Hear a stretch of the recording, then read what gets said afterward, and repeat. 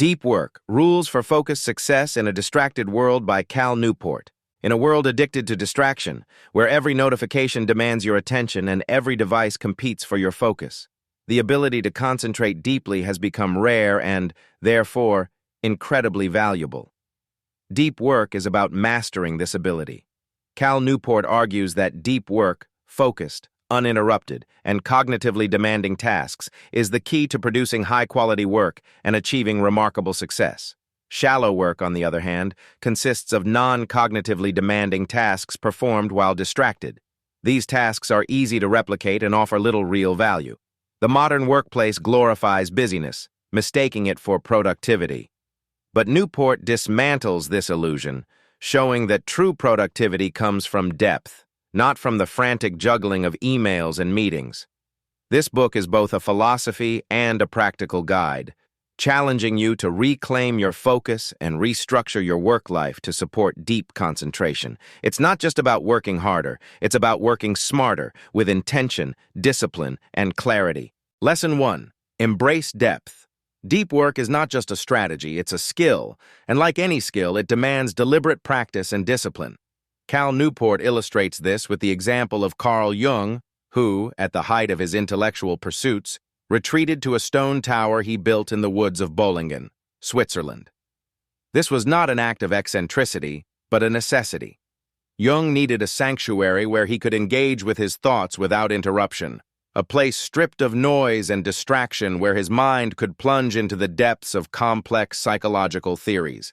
In that solitude, he crafted some of his most profound contributions to analytical psychology, work that shaped the field for generations. Contrast this with the modern open office environment, designed with the illusion of fostering collaboration but often serving as a breeding ground for shallow work. The constant hum of chatter, the relentless pings of email notifications, and the expectation of immediate responses fracture attention into fleeting moments. In such an environment, meaningful, creative, or cognitively demanding work suffocates. Studies from the University of California, Irvine, reveal that it takes an average of 23 minutes to regain focus after an interruption.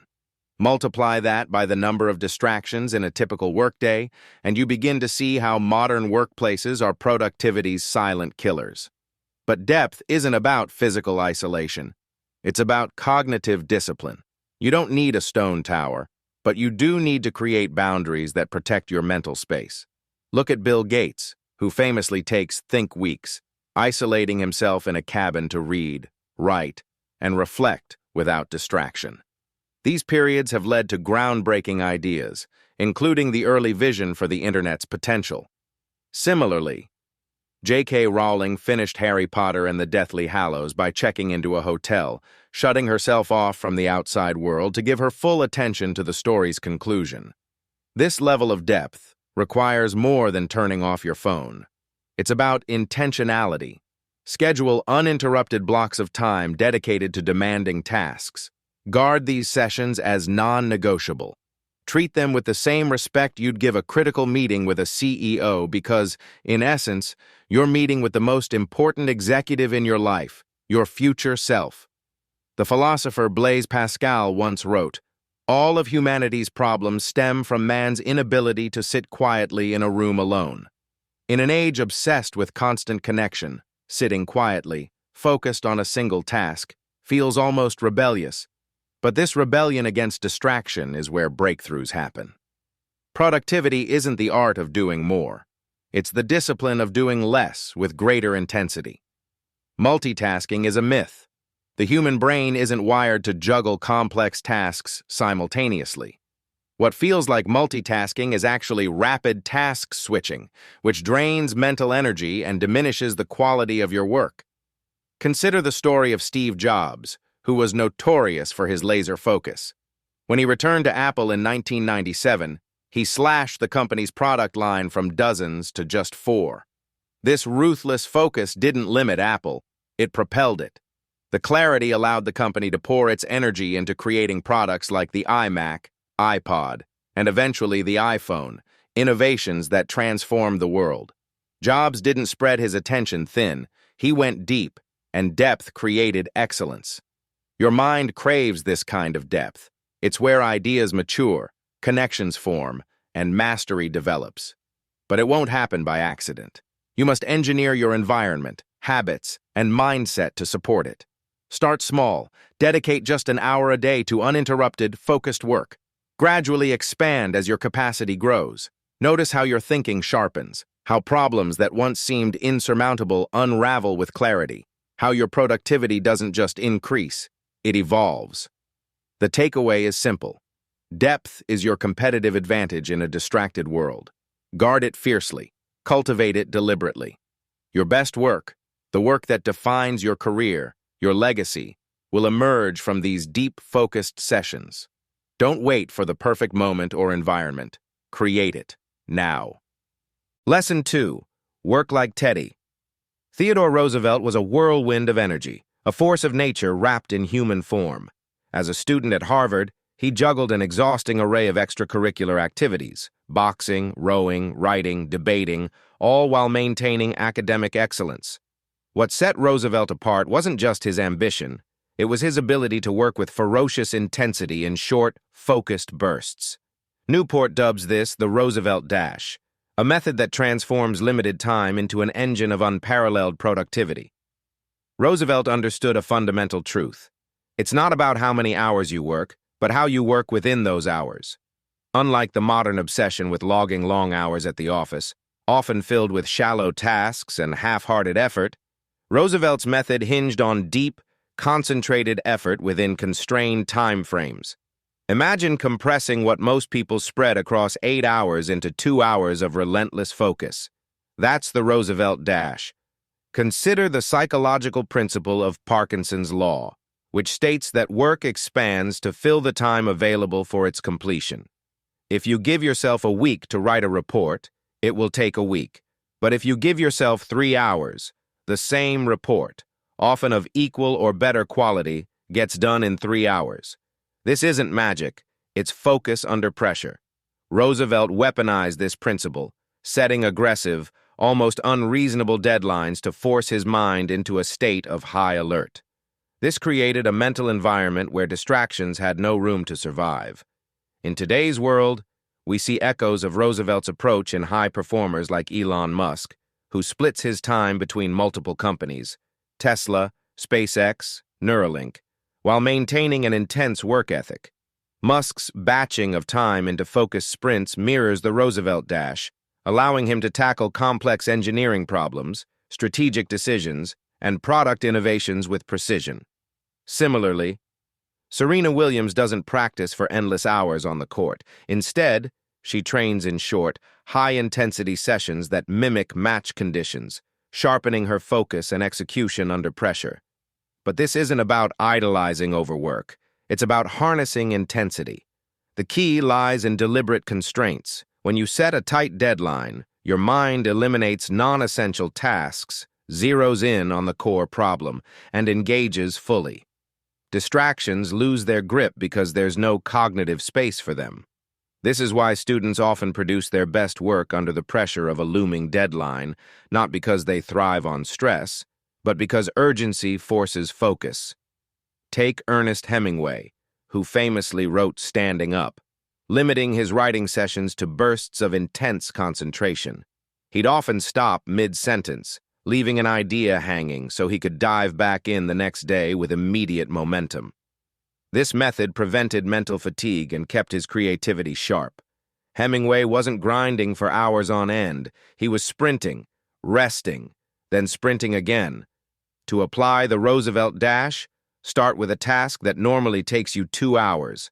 Set a timer for 90 minutes. Then work with the urgency of someone racing against the clock. No checking emails, no glancing at your phone, just pure, undistracted effort. You'll be astonished at how much you accomplish, not just in terms of quantity, but quality. This approach also redefines your relationship with time. Instead of viewing time as a commodity to be filled, you treat it as a constraint that sharpens focus. It's not about squeezing more into your day. It's about extracting more from the time you already have. When every minute counts, every minute matters. The takeaway is clear. Productivity isn't about endurance. It's about intensity. Don't stretch your work across endless hours, hoping productivity will somehow emerge from the chaos.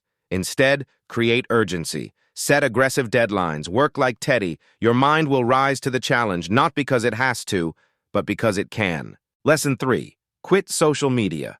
Social media is engineered to fragment your attention, and it does so with precision. The platforms aren't neutral tools. They are designed with algorithms that exploit cognitive biases, triggering dopamine releases to keep you engaged, not for your benefit, but for theirs. Cal Newport doesn't argue that social media is inherently evil, but he insists its costs often outweigh its benefits. The craftsman's mindset, which Newport champions, demands that you evaluate tools based on their value to your work and life. A craftsman doesn't keep a dull chisel because it's popular. They discard it if it no longer serves its purpose. Apply this mindset to your digital life. If a platform doesn't significantly enhance your personal or professional growth, quit it. Consider Nassim Nicholas Taleb, author of The Black Swan, who consciously avoids most social media platforms to protect his mental clarity. His thinking requires deep focus, unpolluted by the constant noise of trending hashtags and viral distractions. This isn't about being a digital hermit.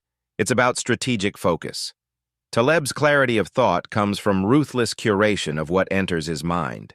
His ideas, provocative and complex, are shaped in solitude, not in the fleeting rush of online validation.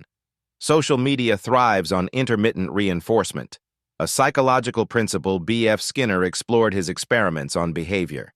The unpredictability of rewards keeps you coming back. One scroll might bring a notification, a like, or a comment, and that occasional hit of recognition is addictive.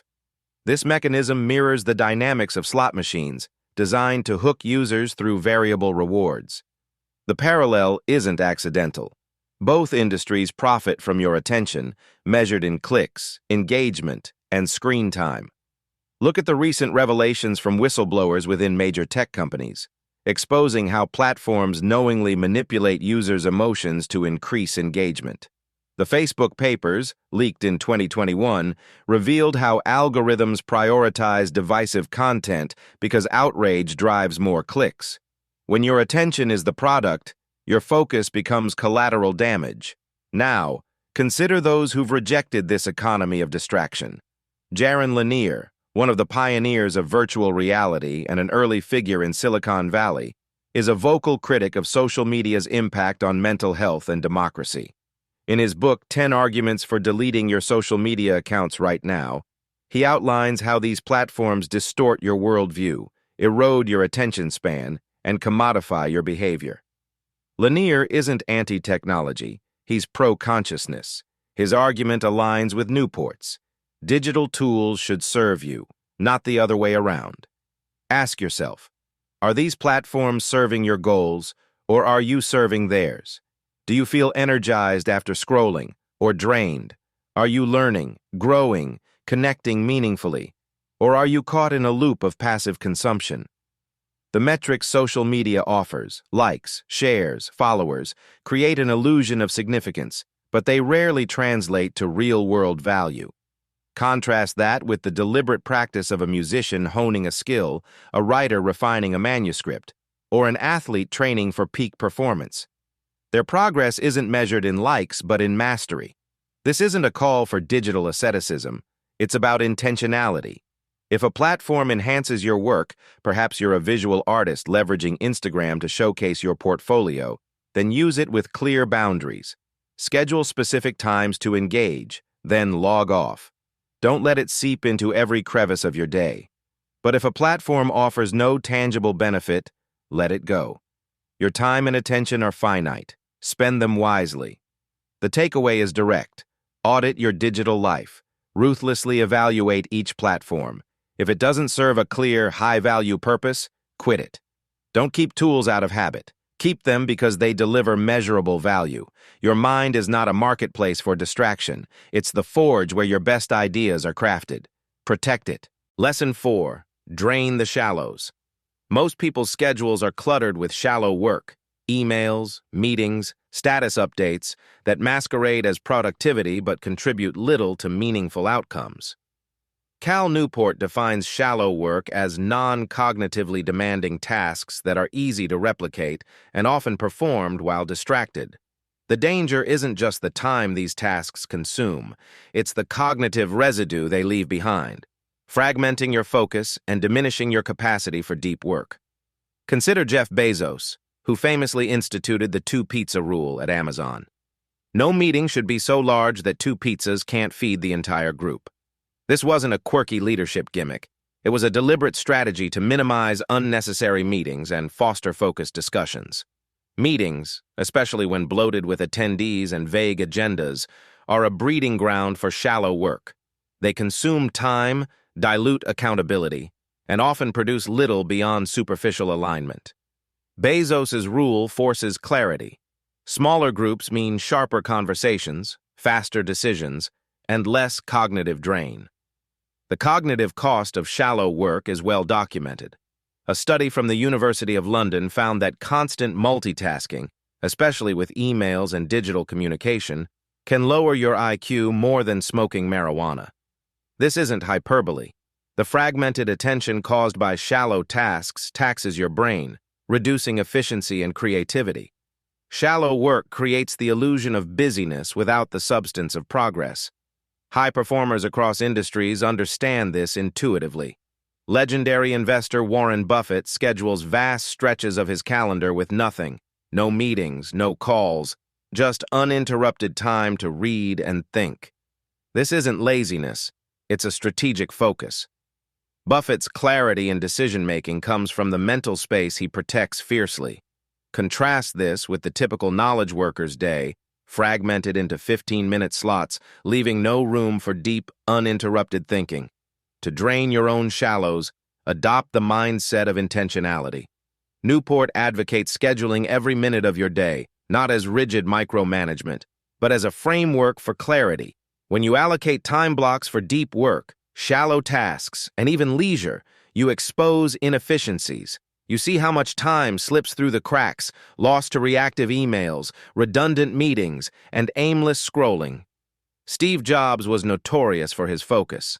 At Apple, he eliminated unnecessary product lines, meetings, and processes, channeling the company's energy into a few projects executed with excellence.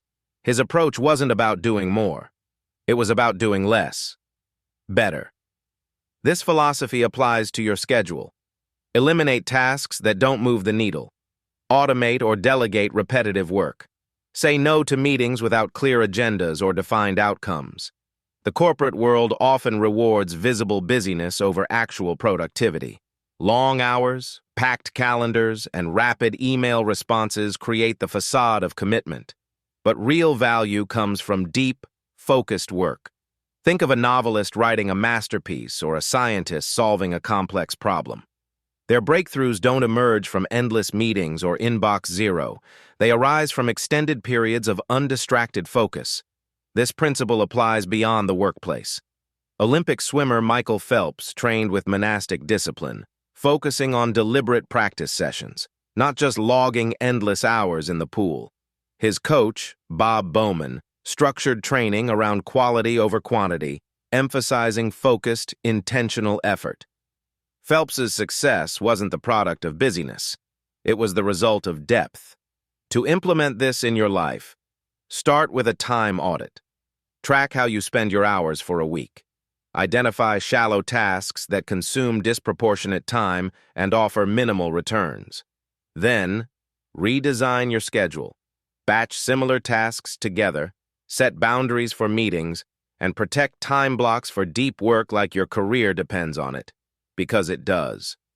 The takeaway is this: shallow work is inevitable, but it should never dominate. Drain the shallows by designing your days with purpose. Prioritize depth. Eliminate the trivial. Focus on what matters. Your productivity will soar, not because you're doing more, but because you're doing the right things with clarity and intensity. Lesson 5. Ritualize your work. Deep work thrives on routine because the human brain craves structure when navigating complex cognitive tasks. Cal Newport highlights how great thinkers like Charles Darwin adhered to strict daily schedules, not because they were obsessive, but because routine eliminates the friction of decision-making. Darwin's day was meticulously organized, mornings dedicated to concentrated scientific work, followed by long walks, reading, correspondence, and more study in the afternoon. His consistency wasn't a quirk. It was a system designed to optimize his mental energy for what mattered most, his evolutionary theories that transform biology. Rituals aren't just habits, they're strategic frameworks that reduce cognitive load. Decision fatigue is real. Studies, including those by psychologist Roy Baumeister, show that our capacity for decision-making diminishes throughout the day. This is why figures like Barack Obama and Mark Zuckerberg simplified even trivial decisions, wearing the same style of clothing daily, to conserve mental energy for more critical tasks. When you ritualize your work, you remove the when and how from the equation. You don't waste willpower debating whether it's time to start or wondering what to do next. You just start. Consider Franz Kafka, whose life as an insurance officer demanded strict discipline to maintain his literary output. He wrote late into the night after long days at work, not because he was inspired, but because he followed a ritual. Same desk, same hours, same process. This consistency allowed Kafka to produce works of staggering depth despite limited time. Contrast that with the modern knowledge worker, who drifts through days dictated by emails and meetings, hoping to stumble upon pockets of productivity. Hope is not a strategy. Ritual is. Athletes understand this intuitively. Take Michael Jordan, whose pre-game rituals were legendary. He followed the same warm-up routine before every game, not out of superstition, but because it primed his mind and body for peak performance. The ritual became a trigger, signaling to his brain that it was time to compete. Writers, too, lean on rituals. Haruki Murakami treats writing like training for a marathon, waking at 4 a.m., writing for 5 hours, then running 10 kilometers. His ritual isn't glamorous, but it's effective. It removes variability and fosters discipline. To design rituals that support deep work, start by defining 3 elements: time, place, and process. Choose a specific time of day when your energy peaks, morning for many, but not all. Select a workspace free from distractions, a physical environment that signals focus. Then craft a process to transition into deep work. This could be as simple as reviewing your goals for 5 minutes, meditating briefly to clear your mind, or listening to the same instrumental playlist that conditions your brain to enter a state of flow. Consistency is the keystone. The ritual doesn't need to be elaborate, but it must be repeatable. The more you repeat it, the stronger the neural pathways become, making deep work feel less like an effort and more like a default state. Over time, this routine becomes self-reinforcing. You don't have to muster motivation each day because the ritual itself triggers the mindset needed for focus. There's a psychological term for this: implementation intentions. Research by Peter Gallwitzer shows that when people plan the specifics of when and how they'll perform a task, they're significantly more likely to follow through.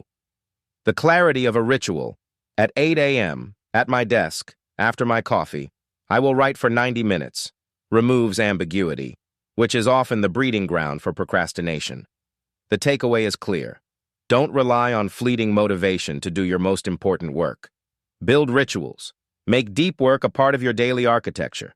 When you ritualize your process, productivity becomes automatic, and excellence becomes inevitable. Lesson 6. Be lazy. Paradoxically, rest is not the enemy of productivity. It's the foundation of it. Cal Newport emphasizes the importance of deliberate downtime for cognitive recovery. The myth of constant hustle, glorified in modern culture, is not only unsustainable but counterproductive. Your brain isn't a machine designed for endless output. It's an organic system that thrives on cycles of focus and rest. Without recovery, creativity withers, problem-solving stagnates, and burnout looms. Consider Richard Feynman, the Nobel Prize-winning physicist known not just for his scientific brilliance but for his playful curiosity. Feynman often spent hours playing the bongo drums, dabbling in art, and even learning to crack safes. These activities weren't distractions. They were vital forms of mental rejuvenation. Feynman understood that breakthroughs often emerge when the mind is relaxed, not when it's under relentless strain. This is backed by neuroscience. During rest, the brain's default mode network activates, fostering insight, memory consolidation, and creative connections. The concept isn't new. Ancient philosophers like Aristotle believed in scholae, a form of leisure essential for intellectual development. In fact, the word school derives from this idea, not a place of relentless toil, but of reflective learning. Fast forward to today, and companies like Google have embraced this with 20% time, allowing employees to pursue passion projects. This seemingly lazy policy birthed innovations like Gmail and Google Maps. Rest is not passive. It's an active ingredient in high performance. Take athletes as an example. Elite marathon runners don't train at maximum intensity daily. Their schedules include rest days, not as an afterthought, but as a critical part of growth. The same applies to cognitive work. Your brain, like your muscles, needs recovery to strengthen. Implementing rest strategically starts with a concept Newport calls the shutdown ritual. At the end of your workday, review your tasks, plan for tomorrow, and then disengage completely. This mental closure reduces anxiety, signaling to your brain that it's safe to relax. Without this ritual, your mind lingers on unresolved tasks, a phenomenon known as the Zeigarnik effect, which keeps cognitive gears spinning even when you're off the clock. Protect your evenings and weekends as sacred time for rest and reflection. This isn't indulgence, it's optimization. Winston Churchill, who led Britain through the darkest days of World War II, famously took afternoon naps. His reasoning? Nature has not intended mankind to work from 8 in the morning until midnight without that refreshment of blessed oblivion. Churchill's strategic pauses didn't make him less effective. They made him sharper when it mattered most. Rest also fuels creativity. Salvador Dali and Thomas Edison both practiced micro-napping techniques to trigger hypnagogic states, the transitional phase between wakefulness and sleep, where the mind generates novel ideas. They'd hold objects in their hands while napping so that when they drifted off, the objects would fall, waking them just as their brains entered this fertile creative state. Their laziness was deliberate, engineered to unlock deeper cognitive potential. In the modern context, digital detoxes serve a similar purpose. Constant connectivity erodes attention spans and stifles creativity. Disconnecting isn't about rejection of technology, it's about reclaiming mental space. Even simple practices, like walking without a phone, daydreaming during a commute, or staring out a window, create mental white space where your brain can process, synthesize, and innovate. The takeaway is simple, yet profound. Productivity is not measured by hours worked, but by the quality of output. And quality thrives on rest. Be lazy, not in the sense of avoiding effort, but in embracing recovery as a strategic tool. Schedule your downtime with the same intention as your deep work. Your best ideas often come when you're not trying to find them. Conclusion: deep work is more than a productivity strategy. It's a declaration of independence from the tyranny of distraction. The lessons are simple but profound. Embrace depth, focus intensely, quit unnecessary distractions, manage shallow work, build rituals, and respect the power of rest. These principles challenge the cultural norms that equate busyness with value. By mastering deep work, you gain not just productivity, but clarity, purpose, and the ability to produce work that truly matters. To fully absorb Newport's insights and practical strategies, read the original book. It's not just a guide, it's a manifesto for reclaiming your mind in a world designed to steal it. The end.